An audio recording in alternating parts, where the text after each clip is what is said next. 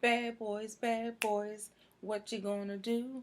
What you gonna do when they come for you? All right, y'all. You guessed it. What are we here for? We are here for my review for Bad Boys for Life. Our boys Will Smith and Martin Lawrence come back after 17 years in the making to reprise their roles as Miami detectives Mike Lowry and Marcus Barnett. Um, the franchise was helmed by Michael Bay, Bad Boys 1 and Bad Boys 2, directed by Michael Bay, which he has stepped down, and we have new directors. And of course, you know Michael Bay for everything big and explosions and grandeur as far as action is concerned. Um, he stepped down, and you know what? And I have no idea why he stepped down, but um, he doesn't come back to direct. But you may see him in the movie. You make sure you keep your eyes open. So we bring some new Belgian directors, Adil El Arbi and Bilal Fallah, and they are a duo directing team. They've worked together on music videos, short films, and also a couple of episodes of Snowfall. So that's their filmography. The movie is starring, of course, Will Smith and Martin Lawrence. They need no introduction. But also in this movie, we have Alexander Ludwig. He plays on Vikings as Bjorn. He's Ragnar's firstborn son, Bjorn. He plays in this movie. Vanessa Hudgens plays in this movie, and she's from High School Musical. Um, Joe Pantinello, no.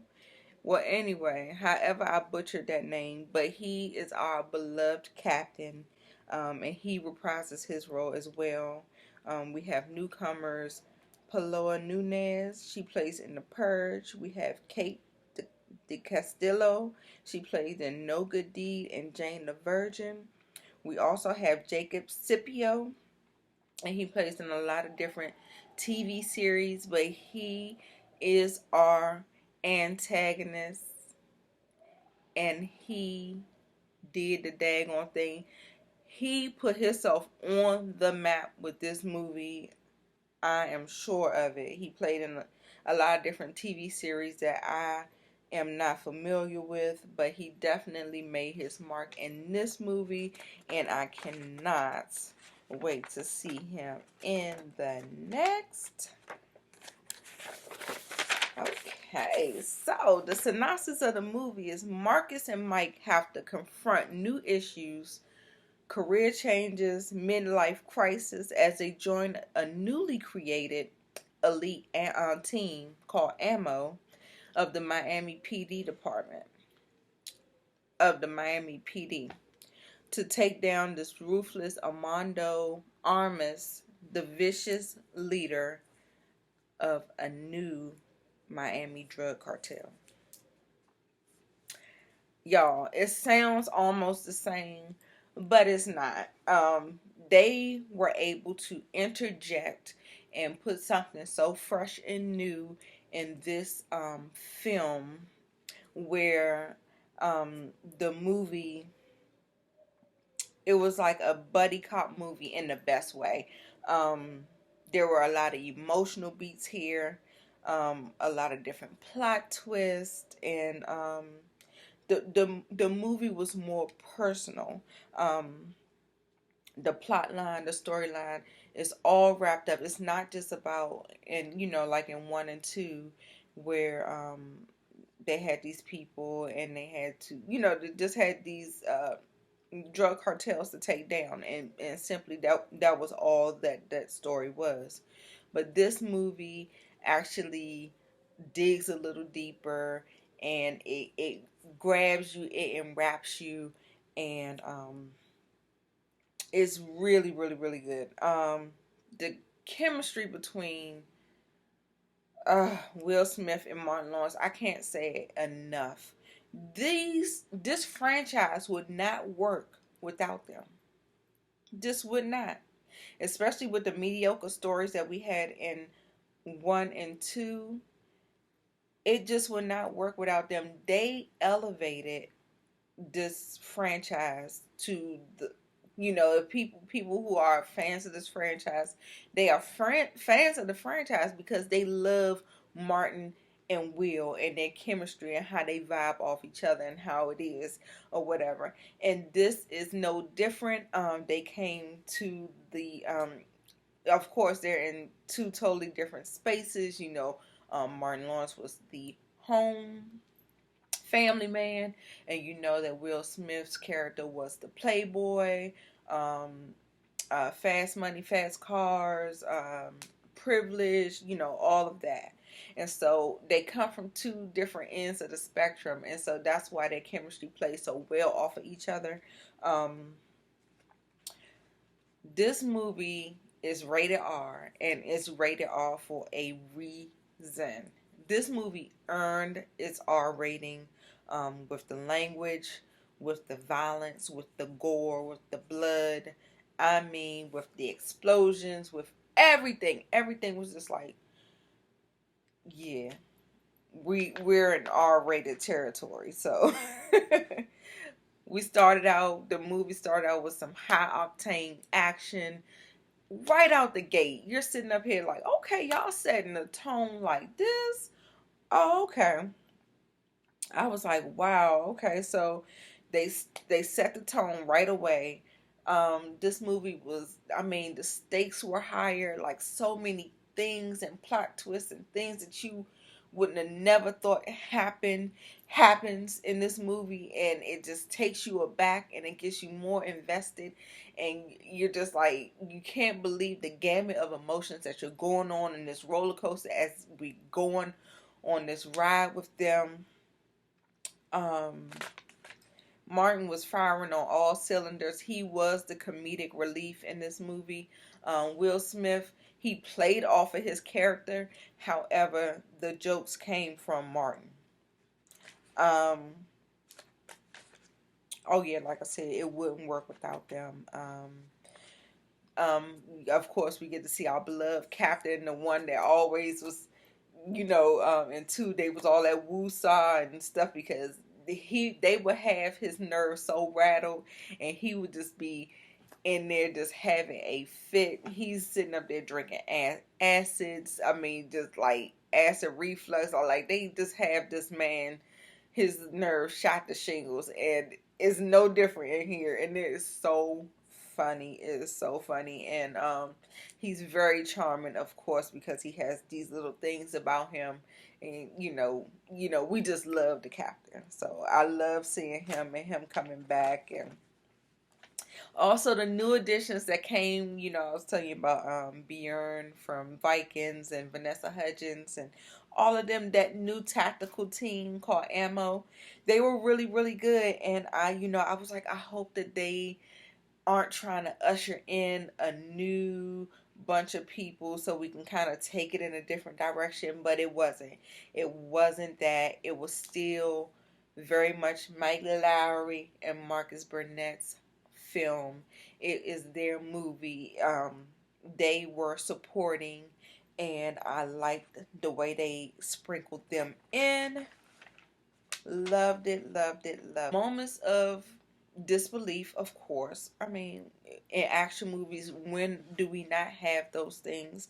But, to the credit of the new directors, I think they did a really, really good job in being able to capture the Michael Bayism while also um, elevating it a little, to me, in my opinion, because with Michael Bay, he shaky cam a lot. You don't know where everybody is. Everything's kind of jumbled up. You don't get too many wide shots.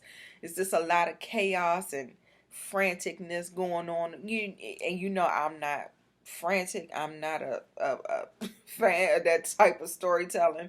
It's okay. every once in a while. But what I did like that they restrained themselves from going there.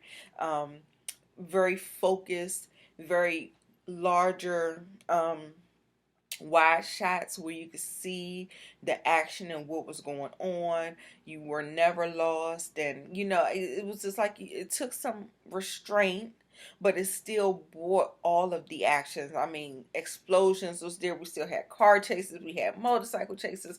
I mean, the action was there. It was still definitely action packed, but it just kind of didn't. I guess it may not have had the budget. I think the comedy was good. They aged them. This is 25 years later, 17 years from um the second one, 25 from the first one. So these people have grown and they have moved on in life, and they're not exactly in the same places, but they are still true to their characters. And so you see that little bit of maturity coming in there, and you could just appreciate it because everybody's aging. Like when these movies came out, I was like just at the 20, what I'm saying. I was just like teenager, and I loved it. I ate these movies up when I was younger, and I definitely loved the franchise. One was a little bit I don't know, I want to say more boring. Dare I say it? But two, that comedy, and I think once they really infused that comedy in there, with the second one, that's when the franchise became what it was. It was way more action.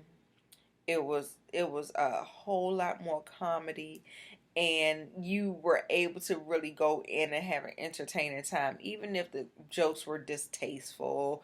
I just watched it. I watched all of them together this week because one and two are on Netflix, and so I'm going to do a ranking video of how they rank in the trilogy, which ones I like from best to least, and like I'm watching it, and we're in 2020, so the jokes of yesteryear are just not going to really work and land. I mean, they were fine for me. I didn't. I don't get my panties in a bunch about certain jokes or whatever, but I can see how they're a little dated, and but I still enjoyed the movies, both of them, two more than one. Um, so anyway, and then I also make sure you come back and you tell me, come back and check out my video where I'm going to rank them um, in the trilogy. That's going to be in a separate video, and you make sure you let me know which one did you like the best. So you give me your ranking as well in the comments. And yes, yes, yes, yes. So I definitely love the movie. My favorite movie of 2020, boo. Period, poo. 2020, only 6 movies that came out. But no, for real, for real. I love this movie. I had a really, really great time with the movie. As far as negatives, where I felt like the movie faltered a little bit, is that in the second to the third act, the pacing slowed a bit. We were so high octane in the first act. Although there were different sequences of action and stuff like that, we kind of got into the meat and potatoes of things, and then we started getting into some exposition, and that kind of slowed the pacing up. Didn't bother me at all because I mean, you have to be able to tell the story in a coherent manner.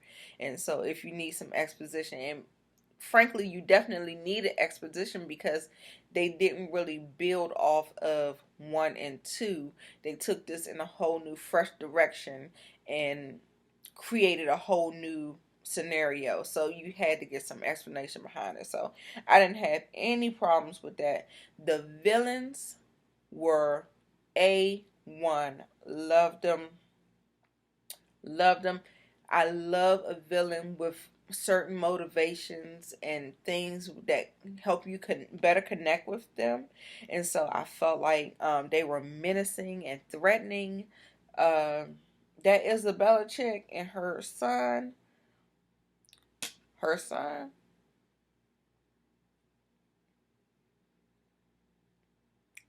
handsome. Do you see that? Honey. Yes, yes. That's all I'm gonna say about that. But yeah, y'all. So I think that's the only thing was the jump cut to the other scene, kind of setting up a fourth installment, which I am totally here for. Give it to me all day.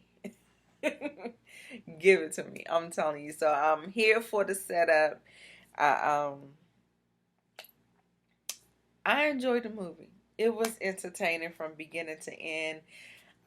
This is my second time seeing it. I plan to see it another time this weekend, and I hope you enjoy it. Please come back in the comments and let me know whether or not you like the movie or not. It did not disappoint, and I'm done gushing because I'm just rambling.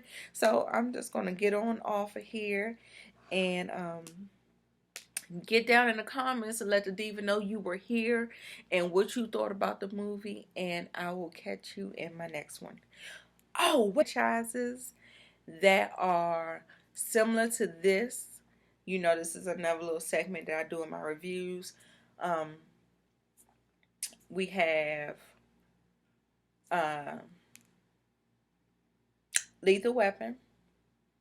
We also have Rush Hour, and we have Beverly Hills Cop. So those are movies that are in the same vein of this type of franchise, the buddy cop movies with the comedians and all of that good stuff that get you laughing and get you clearly entertained. Those are some movies that you can check out that are similar to Bad Boys. Alright, so I'll check you out in the next video. Bye. Thanks for hanging out with me, Norgo Reviews. Follow me on my social media platforms. I am on Instagram, Boss Lady Nita Boo. I'm on Twitter, Nita Bougie, and on Facebook at Norgo Reviews. Till next time, guys. Bye.